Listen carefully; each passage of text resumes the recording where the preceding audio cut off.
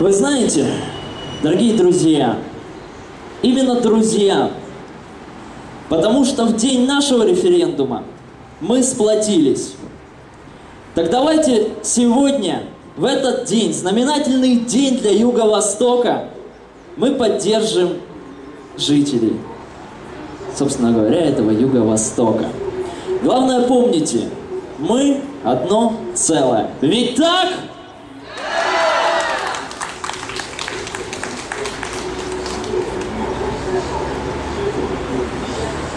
И сейчас я хочу пригласить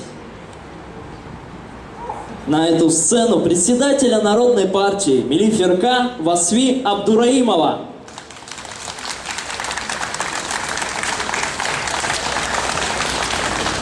Здравствуй, Крым! Сегодня то, что происходит на юго-востоке Украины, то, что мы пережили вместе с вами, это не какая-то внутренняя усобная война между разными группами народа Украины или Российской Федерации.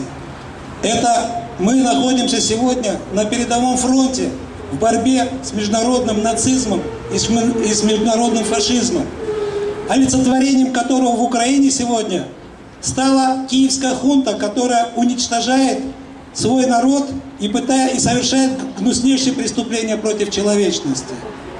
Поэтому, выражая полную солидарность в борьбе с Юго-Востоком, мы проявляем свое мужество, свою решимость, свои надежды на победу правды и справедливости против сил зла, против нацизма, против фашизма и против международного заговора, против нашей огромной большой страны, против нашей Российской Федерации.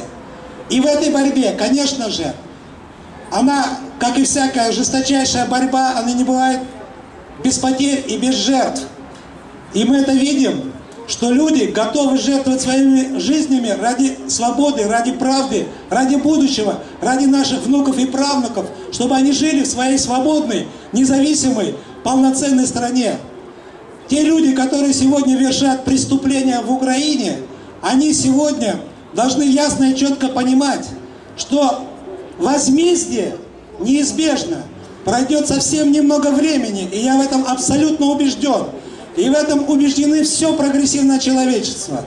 В том, что Украине будет наведен законный порядок.